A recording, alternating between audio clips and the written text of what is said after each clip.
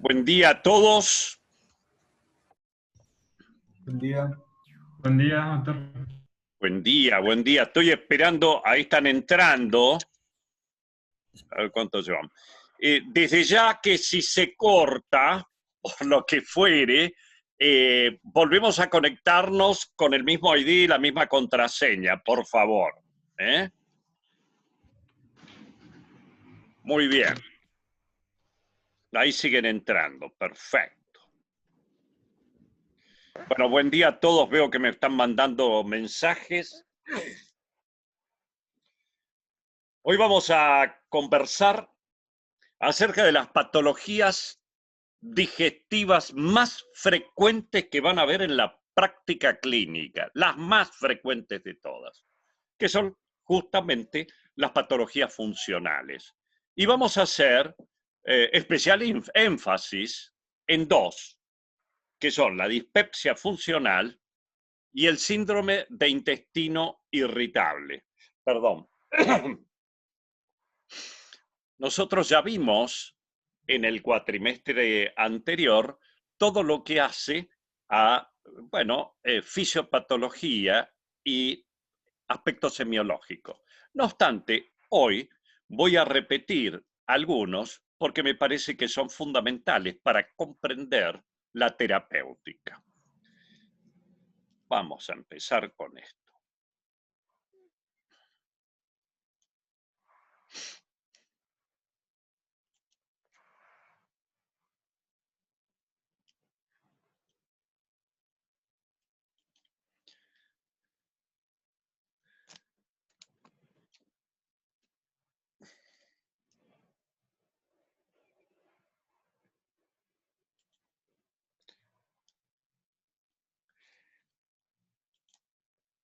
Bien, y seguimos con el caso clínico de esa paciente que tenía, varios síndromes funcionales que vimos incluso hasta en un pequeño film a comienzos de año.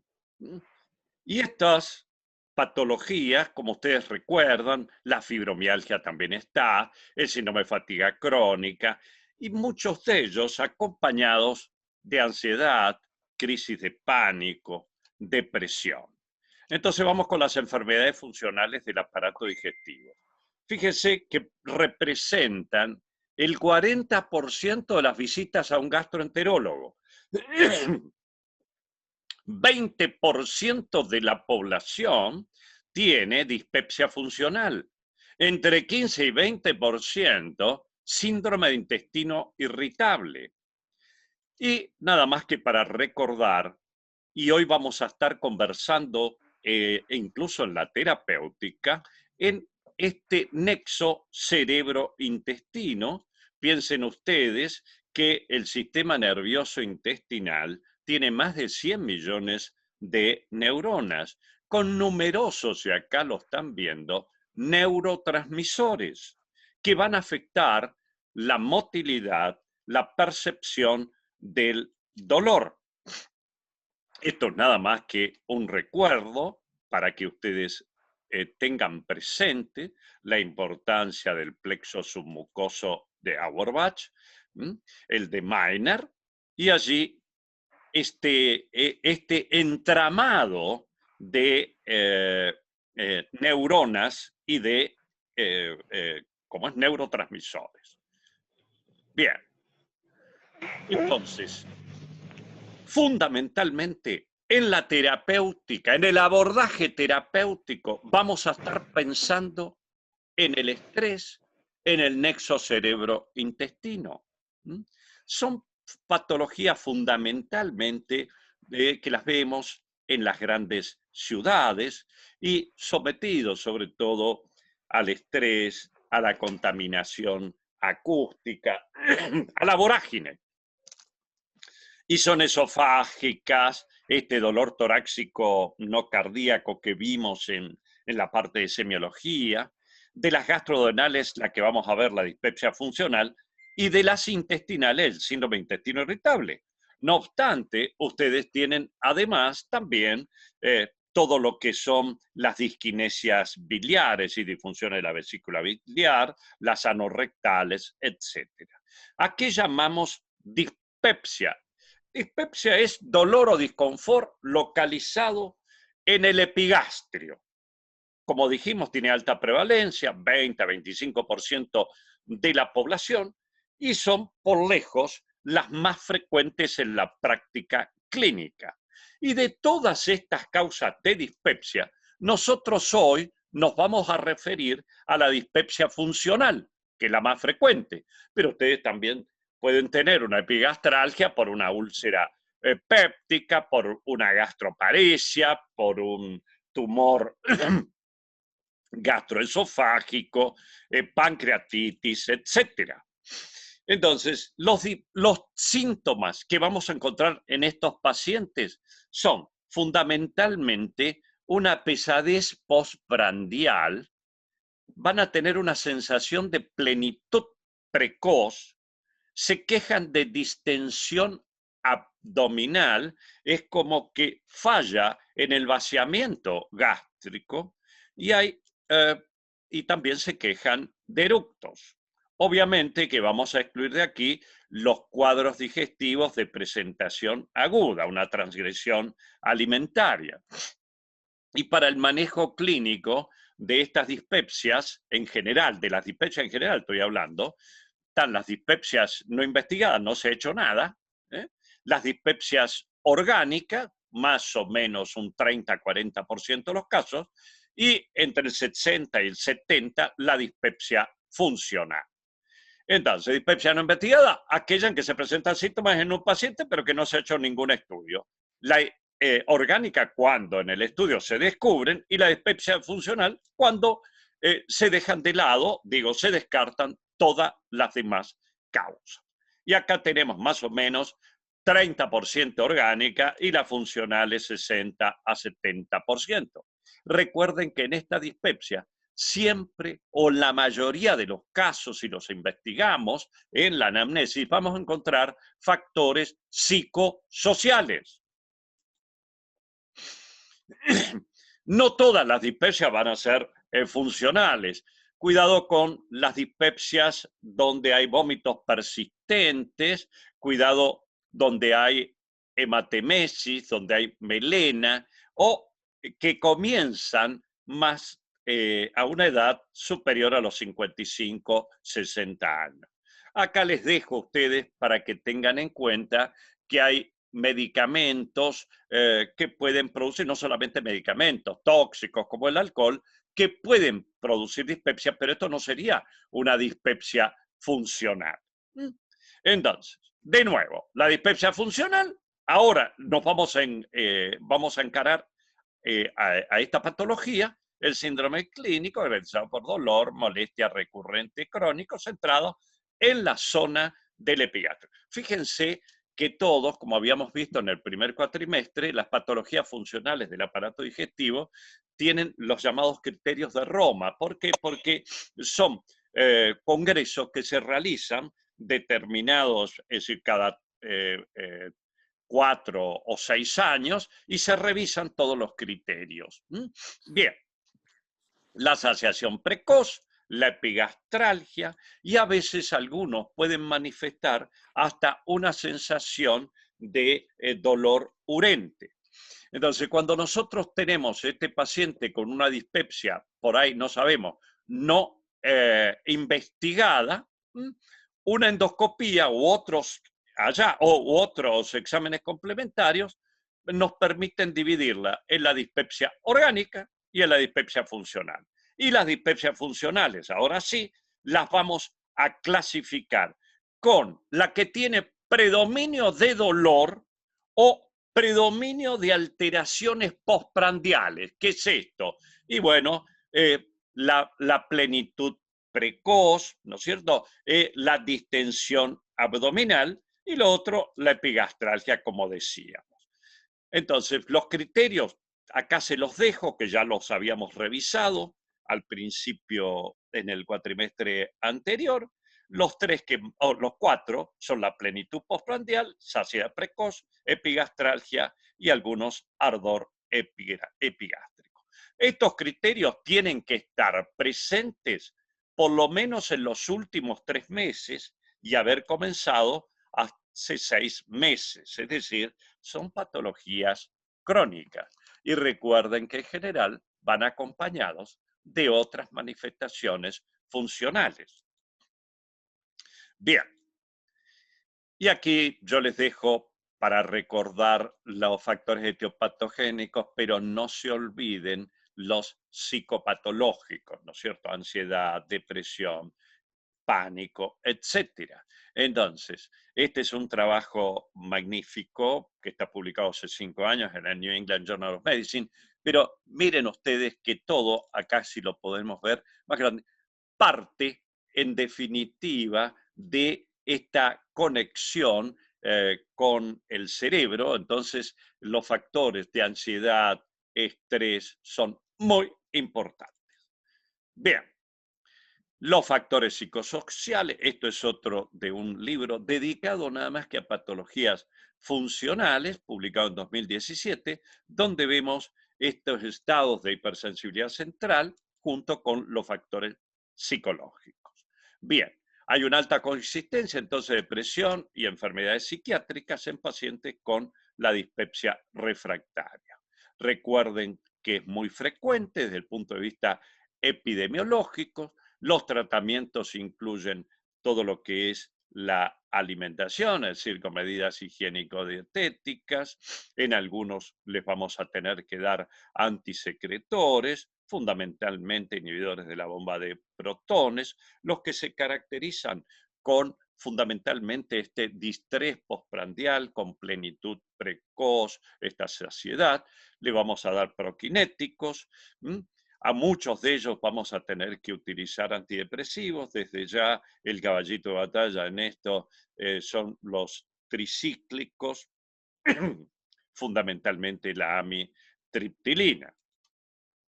Y acá tenemos lo que sería una síntesis, inhibidores de la bomba de protones, antidepresivos, fundamentalmente los tricíclicos, los agentes proquinéticos, que tenemos muchos en el mercado, que ya los vamos a ir viendo.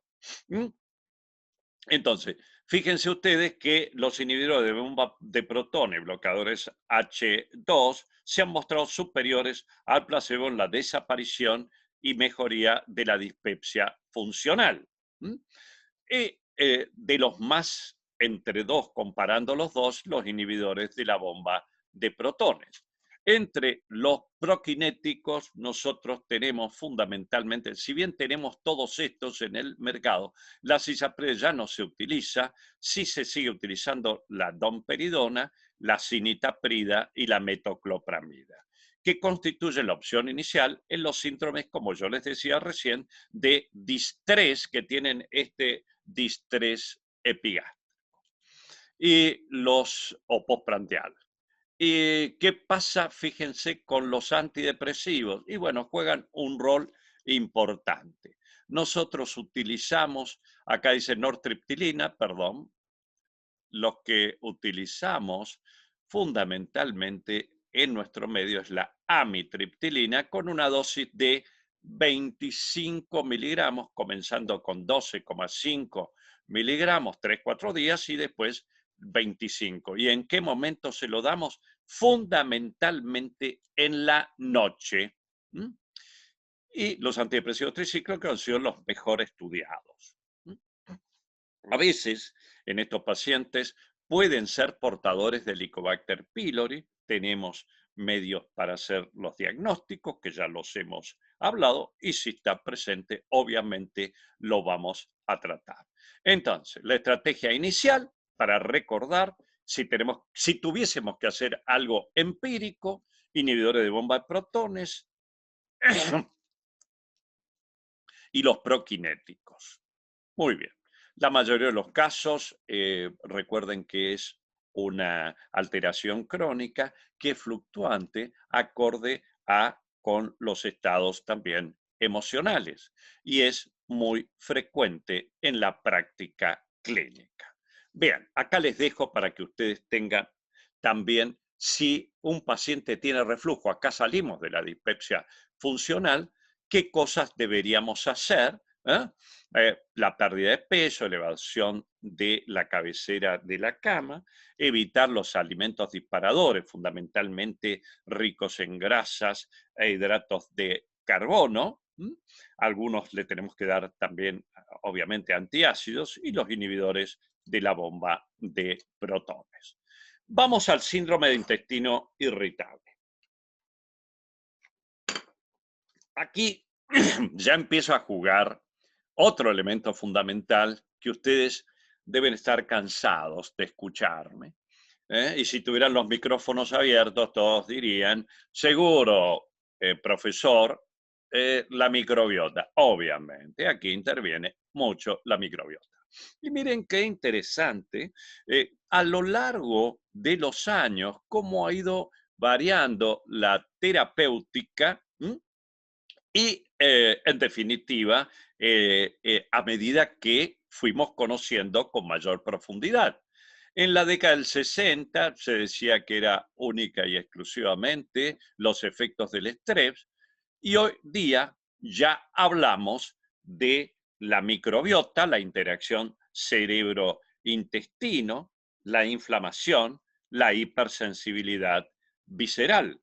Recuerden que tiene alta prevalencia, predomina en mujeres 2-1 y en la mayoría de los casos se va a presentar con comorbilidad. No parece solamente el síndrome de intestino irritable, donde pueden tener la dispepsia, la cefalea, la fibromialgia, y tiene un alto impacto socioeconómico porque sería la segunda causa de ausentismo después de la gripe.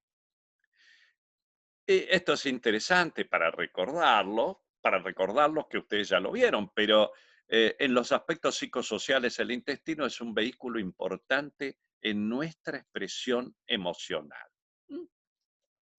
Acá esto ya lo vimos, la hipótesis psiconeuroinmunológica del síndrome de intestino irritable. Por ello, en todas estas patologías funcionales no sirve el abordaje biomédico. Es fundamental el biopsicosocial, cultural y espiritual. A propósito, fue muy buena la ponencia de la licenciada Isabel del Valle con estos aspectos y fundamentalmente la dignidad del paciente. Entonces, en ellos vamos a ver seguramente una alteración de la microbiota y vamos a tener asociado a este nexo cerebro-intestino, que nos va a llevar a una hipersensibilidad visceral y seguramente vamos a encontrar estrés, ansiedad generalizada, etc. Miren qué interesante cómo esto sería una flora intestinal sana. Este es un artículo también del New England Journal of Medicine, donde si ustedes miran acá, prácticamente no hay un intestino permeable. Las uniones están bien estrechas. Ahora, ¿qué va pasando si yo tengo la flora? Tengo una agresión, y si ustedes están viendo allí, miren cómo permite que pasen distintos productos e incluso hasta algunas bacterias que van a despertar, si me permiten este término, una reacción inflamatoria. Es decir, secundariamente hay una reacción inflamatoria que va a acarrear dolor abdominal, en algunos con espasmos y constipación y en otros con diarrea. Entonces, si nosotros tuviéramos que reducir al máximo lo que ustedes tienen que tener en cuenta cuando estos pacientes vienen a su consulta, son los factores psicosociales, el nexo cerebro-intestino, esta infección, inflamación por alteración de la microbiota, la alteración de la motilidad, distensión, espasmo, y la hipersensibilidad visceral.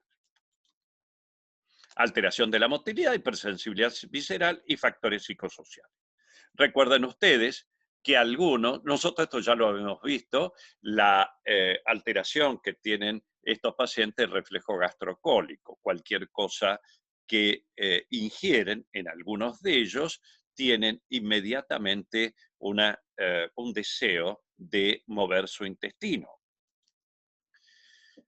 Y estos son los criterios modernos, ¿no? En los criterios modernos, es decir, los Roma 4 ya, dice dolor abdominal en promedio al menos un día por semana en los últimos 3 meses, que puede estar relacionado con la defecación, asociado con cambio en la frecuencia de la materia fecal o en la forma de la materia fecal, sea constipación o sea diarrea. De allí que los subtipos que nosotros vamos a tener, que también es muy importante tenerlo en cuenta para la terapéutica, van a ser el síndrome de intestino irritable a predominio de constipación, a predominio de diarrea, el mixto. Y, por ejemplo, dice acá, un síndrome de intestino irritable a predominio de constipación va a tener materia fecal al menos en el 25% de sus deposiciones del tipo 1 o 2 de la tabla de Bristol. ¿Se acuerdan la tabla de Bristol? Acá se las dejo. Bueno, perdón. Enseguida la veremos, esta tabla de Bristol, que era cómo se presentaba la materia fecal. Bueno, entonces, dolor. El dolor es muy intenso, tienen una gran percepción. Bien, constipación y diarrea. Y acá tienen la escala. Miren, esto es muy útil mostrarle a los pacientes, pero escúcheme, ¿cómo es su materia fecal predominantemente? Ayer justamente tenía aquí en el consultorio una paciente que la vi por primera vez y tenía una crisis de pánico, ansiedad generalizada, y cuando le mostré, fíjense que ella estaba a predominio de constipación, ¿no? Entonces, ustedes tienen los 7 tipos, que van desde la severa constipación, a estos esíbalos, hasta la diarrea líquida. Y ambos son síndrome de intestino irritable. Y la terapéutica, por eso tiene que ser muy personalizada, va a variar en uno y en otro caso. Cuidado, signos de alarma, pérdida de peso, proctorragia, anemia, fiebre, en principio eso no es síndrome de intestino irritable. Recuerden lo importante, como toda patología funcional, la relación médico-paciente, la comprensión, establecer una relación empática, tener un hobby como en todas las funcionales, una dieta baja en esto que se van a acostumbrar ustedes, para que vean, digo, esta palabra, el FODMAP, que ya vamos a hablar de ello, el tratamiento farmacológico, y en algunos habrá que hacer psicoterapia. Miren, yo esto se lo he mostrado, pero esto hace 15 años, en una entrevista, acá mismo, bueno, acá mismo, acá en el consultorio. Para curarse en salud, receto prevención y tener un hobby. El hobby, no lo olvide, muy importante. Entonces, dieta baja en FODMAP, que ya vamos a ver, las medidas generales, sin lactosa, en los periodos agudos, especialmente en los periodos agudos, carente de gluten, y utilizar probióticos. ¿Qué significa este acrónimo FODMAP? Dieta baja, al menos estoy hablando en los periodos agudos, en elementos fermentables. Aquí está, por ejemplo, sería la coliflor o el brócoli. Dieta baja en oligosacáridos, acá estamos viendo algunos porotos, en disacáridos como la lactosa, en monosacáridos, como los dulces, y en polioles, ¿no es cierto?, que son alcoholes de frutas también.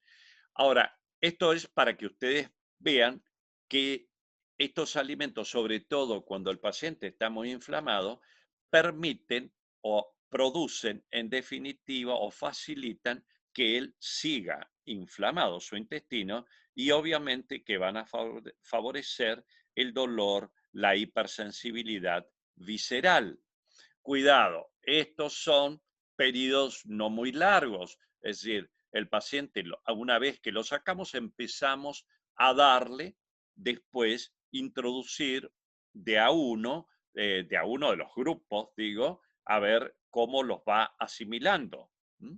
Los prebióticos, muchos pacientes, incluso aquellos que tienen constipación, necesitan estos compuestos no digeribles que benefician el crecimiento de los microorganismos beneficiosos. A ellos se los dejo esto. Los probióticos, que son microorganismos vivos, que obviamente que los incorporamos con nuestra alimentación. Les había hablado del kéfir, algunos yogures naturales, los encurtidos, el chucrut, etcétera.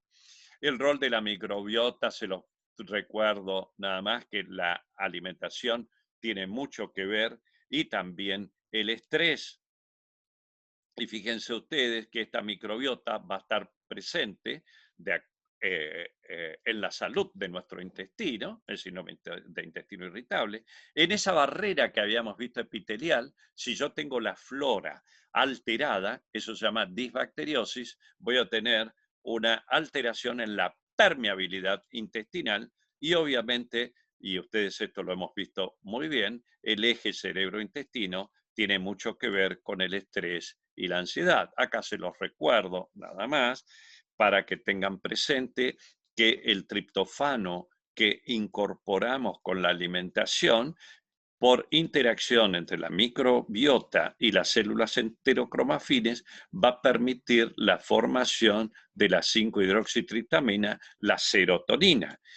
Y esto va a tener un beneficio en este nexo cerebro-intestino, en el humor, en una emoción positiva en nuestros pacientes. Y van a tener, si yo tengo una flora intestinal sana, tengo alta resiliencia, y lo contrario pasa cuando yo tengo una disbacteriosis.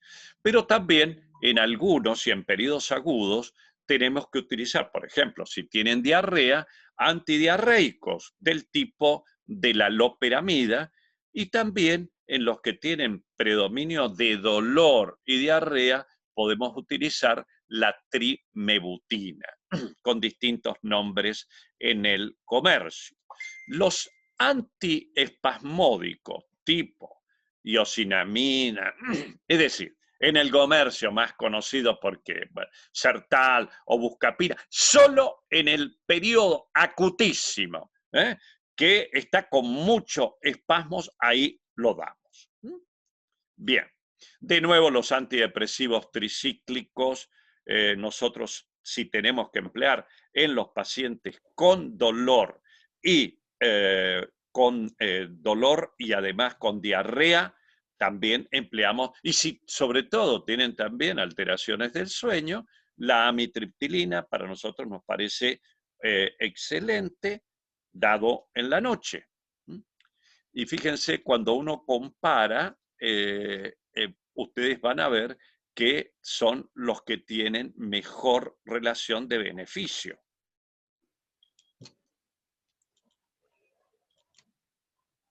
Bien. Los anticolinérgicos única y exclusivamente, los que ya sabemos, ¿no es cierto? La botilescopolamina, la iosina, cualquiera de ellos, dolor y diarrea, pero en agudo, ¿no? Esto no es un tratamiento crónico. La loperamida, habíamos dicho que es interesante porque, bueno, disminuye la secreción y la actividad propulsiva en periodos tampoco, es decir, no muy prolongados. Y la trimebutina es muy útil en los pacientes. En nuestra experiencia vemos que es muy útil no solamente el paciente con dolor, sino que tienen además un reflejo gastrocólico muy exacerbado. En aquellos que suponemos o que constatamos una disbacteriosis, el fármaco de elección es este antibiótico, la rifaximina, que se da en dosis de 550 miligramos hasta 3 veces por día, y en realidad no pasamos de los 10 a los 14 días. Bien, aquí tienen la rifaximina como otro de los antibióticos, y no hay duda del beneficio de la mejoría en relación con el placebo, obviamente en pacientes que tienen o que sospechamos que tienen una disbacteriosis. ¿Sí? Rifaximina por lejos, 550 miligramos, 2 a 3 veces por día es la clave. Bien, aquí yo les dejo nada más para que ustedes en su práctica futura tengan en cuenta un algoritmo que me pareció realmente excelente, tiene 10 años, pero cómo hacemos el estudio hasta llegar, así es, a predominio de constipación, a predominio de diarrea, o si es mixto, o si tiene otra, que puede ser una enfermedad celíaca, una yardiasis, etcétera. Bien, no se olviden nunca la tabla de Bristol, que realmente es muy, muy útil para situar y situarse con el paciente. Bien, para todos el estudio, digo, en agudo, la incorporación de esta dieta que habíamos dicho, por ahí muy baja también en gluten, es muy importante la actividad física, el sueño reparador, en algunos las terapias o la psicoterapia. Y allí yo les dejo. Ahora, ¿qué hacemos con el paciente que tiene fundamentalmente constipación? Y aquí le dejo la amitriptilina, 12,5 nosotros empezamos porque tenemos de 25 miligramos el comprimido menor, y después le pasamos a 25 miligramos en la noche. Si es a predominio de constipación, utilizamos muchos las fibras naturales, por ejemplo, el plantago ovata o psyllium, mucho. Esto lo utilizamos más que cualquier otro, estos agentes formadores de masa. Si esos no son efectivos, además le podemos agregar vaselina, no más de 10 mililitros, es decir, una cucharada entre postre y sopera por día. Y si es la constipación, hay pacientes que en 7 días no mueven el intestino, vamos a utilizar laxantes osmóticos. Entre nosotros utilizamos la lactulosa. Esto para recordarle algunos nombres comerciales que ustedes van a ver del psyllium plantago ovata, que son fibras naturales. Bien. Y acá tienen una síntesis terapéutica con la intervención dietaria, dieta en lo posible, en agudo estoy hablando, libre de gluten y con estos disminución de los oligosacáridos, disacáridos, monosacáridos y polioles fermentables y también la utilización de los probióticos. Probióticos obviamente naturales. Más resumido aún, los cambios en la dieta, actividad física o tener un hobby, los probióticos, los antidepresivos, que ya vimos cuál es el que utilizamos nosotros. En este enfoque biopsicosocial es fundamental para todos los pacientes establecer una relación terapéutica. Ustedes recuerdan la importancia de la relación médico-paciente y el efecto placebo que tiene ello en si es realmente una relación de ida y vuelta con el paciente, dentro de ese marco que se establece de respeto mutuo. Investigar y evaluar siempre la participación de factores psicosociales. Por ejemplo, la paciente de ayer viene y está debutando con estos síntomas, pero es una mujer de 40 años que cuando empezamos a investigar un poco, allá en su infancia en Jujuy, bueno, padeció hasta bullying, ¿no? Tranquilizar al paciente en el sentido de que lo comprendemos y que no le vamos a decir, no, tiene que buscarse un psiquiatra. No, para nada. Nos hacemos cargo. reconocemos las adaptaciones que tiene el paciente, tratar de reforzar las conductas saludables y esto último, preocuparnos por la calidad de vida. Y aquí, si tuviesen que hacer un resumen total de lo que hemos hablado, aquí lo tienen. Nexo cerebro-intestino, factores de riesgo, los estresantes psicosociales, ansiedad, estrés, depresión, los subtipos a predominio de constipación, a predominio de diarrea, acá está mal porque esto tiene que ser una D, y el llamado mixto. La fisiopatología, la alteración de la motilidad, la hipersensibilidad visceral y toda la terapéutica que tiene que ver si es a predominio de constipación, si es a predominio de diarrea, si es a predominio de diarrea suponemos también la alteración de la flora, la rifaximina y para el dolor abdominal todo lo que tenemos. Y con esto estamos terminando. Y bueno, este es uno de mis hobbies. Y ustedes dicen, sí, doctor, pero no lo hace nunca. Bueno, esto es uno de mis hobbies, pero fíjense, en este periodo he estado viendo o buscando cómo puedo aligerar mi sistema, la mochila, todo lo que tengo que llevar para hacer estas travesías en la montaña donde nací y que tanto me gusta. Ahí, aunque parezca, de espalda, este es el doctor Yermoli, que está pobre cabalgando porque no se cansa tanto, si bien aquí estamos a una altura de alrededor de 4.000 metros.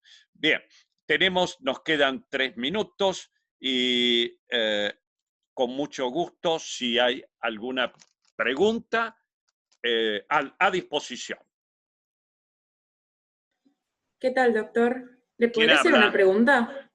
María María Victoria. Victoria Rodofile. Sí. Quería preguntarle cómo manejar un paciente que además de tener síndrome de intestino irritable o alguna patología digestiva, tiene que aumentar de peso. Perfecto, pero a ver, hay que ver si no tiene otra patología el paciente. Nosotros lo que tenemos que allí estudiar, porque debe ser un caso particular, digo, de quizás alguien de la familia o alguien muy cercano a usted, y entonces por eso me está haciendo la consulta, ¿no es cierto? En María realidad Victoria. sí, conozco un caso, por eso lo pregunto. No, perfecto. Entonces, lo que tenemos que ver allí es con qué se está alimentando.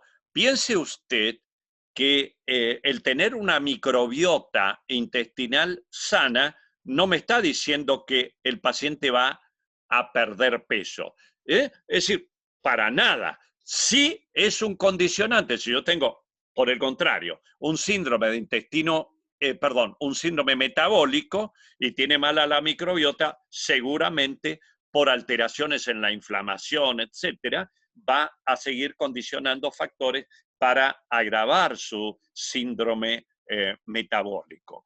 Pero bajo ningún... ¿A dónde está María Victoria? Sí, ahí. Bueno, bajo ningún aspecto, María Victoria, el tener una buena, microbiota lo va a llevar a perder peso. Sí es importante, no sé cómo está, si tiene alguna alteración tiroidea, si además es una persona muy ansiosa, muy tensa, si está con algún otro aspecto psicopatológico. Por eso es muy importante en esto. Uno da lineamientos generales, pero la terapéutica es lo más personalizada. Entonces, eso sería fundamental. En la historia clínica, no sé si tiene alguna otra patología, pero en la alimentación no es que a estos pacientes le damos alimentación para adelgazar, es alimentación sana. Hola, María Victoria. Sí, sí, lo estoy escuchando. Bien, no sé si tiene alguna otra patología, realmente no lo sé. No sé si es ansioso.